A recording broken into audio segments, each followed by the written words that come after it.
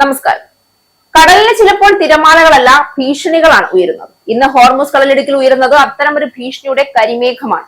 American സേന ഇറാന്റെ ഡ്രോണുകൾ വെടിവെച്ചു വീഴ്ത്തിയെന്ന വാർത്ത വെറും സൈനിക നീക്കത്തിന്റെ റിപ്പോർട്ടല്ല. അത് ലോകത്തിന്റെ എണ്ണ കിണറുകളിലേക്കും ഓഹരി വിപണികളിലേക്കും ജനങ്ങളുടെ അടുക്കളയിലേക്കും വരെ പടരാൻ സാധ്യതയുള്ള ഒരു പുതിയ അഗ്നിപർവ്വതത്തിന്റെ സ്ഫോടന മുന്നറിയിപ്പാണ്.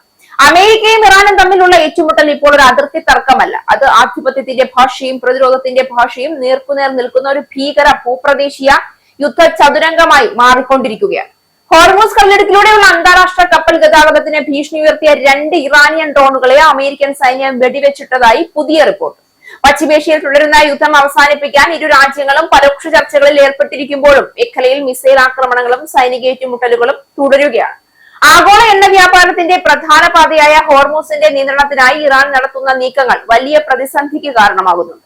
ഉപരോധങ്ങൾ നീക്കുന്നതിനും എണ്ണ വരുമാനം തിരിച്ചുപിടിക്കുന്നതിനുമായി ഇറാൻ സമ്മർദ്ദം ചെലുത്തുമ്പോൾ അമേരിക്കൻ പ്രതിരോധ സേന തിരിച്ചടി തുടരുകയാണ്. സമാധാന ശ്രമങ്ങൾക്കിടയിലും US സഖ്യകക്ഷികൾക്ക് നേരെ ആക്രമണങ്ങൾ പശ്ചിമേഷ്യയിലെ സാഹചര്യം കൂടുതൽ സങ്കീർണമാക്കിയിട്ടുണ്ട്. തന്ത്രപ്രധാനമായ ഹോർമുസ് കടലിടുക്കിലൂടെയുള്ള വാണിജ്യ അന്താരാഷ്ട്ര കപ്പലുകൾക്ക് ഈ ഡ്രോണുകൾ ഭീഷണിയാണെന്ന് വിലയിരുത്തിയതിനെ തുടർന്നാണ് അമേരിക്കൻ സേന അവ തകർത്തതെന്നാണ് വിവരം. പശ്ചിമേഷ്യയിലെ US സൈനിക പ്രവർത്തനങ്ങളുടെ ചുമതലയുള്ള US സെൻട്രൽ കമാൻഡാണ് ശനിയാഴ്ച രാത്രി വൈകി ഈ വിവരം പുറത്തുവിട്ടത്. മിഡിൽ ഈസ്റ്റിലെ US സേന 2 ഇറാനിയൻ വൺ വേ അറ്റാക്ക് ഡ്രോണുകൾ വെടിവെച്ചിട്ടു എന്ന് സെന്റോം എക്സിലൂടെ വ്യക്തമാക്കി. ഇറാനിയൻ കടന്നുകയറ്റങ്ങൾക്കെതിരെ പ്രതിരോധം തുടരാൻ തങ്ങൾ സജ്ജമാണെന്നും സേന അതീവ ജാഗ്രതയിൽ തുടരുകയാണെന്നും പ്രസ്താവനയിൽ പറയുന്നു.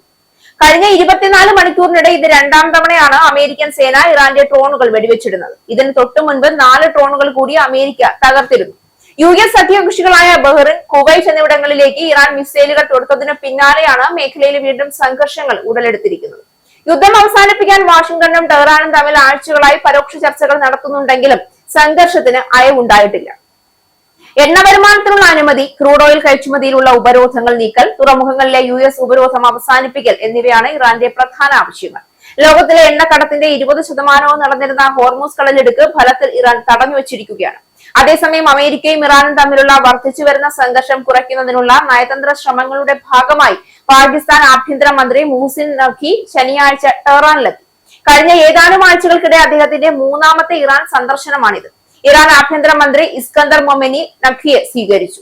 സന്ദർശന വേളയിൽ ഇറാൻ വിദേശകാര്യമന്ത്രി അബ്ബാസ് അരാക്ചി ഉൾപ്പെടെയുള്ള മുതിർന്ന ഉദ്യോഗസ്ഥരുമായി അദ്ദേഹം കൂടിക്കാഴ്ച നടത്തുകയും പ്രാദേശിക സംഭവവികാസങ്ങളെ കുറിച്ച് ചർച്ച ചെയ്യുകയും ചെയ്യും.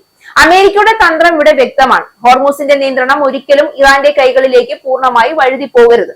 അതേസമയം ഇറാന്റെ തന്ത്രവും വ്യക്തമാണ്. ഉപരോധങ്ങളും സൈനിക സമ്മർദ്ദങ്ങളും തുടരുന്നിടത്തോളം കാലം മേഖലയിൽ സമാധാനം സൗജന്യമായി ലഭിക്കില്ല.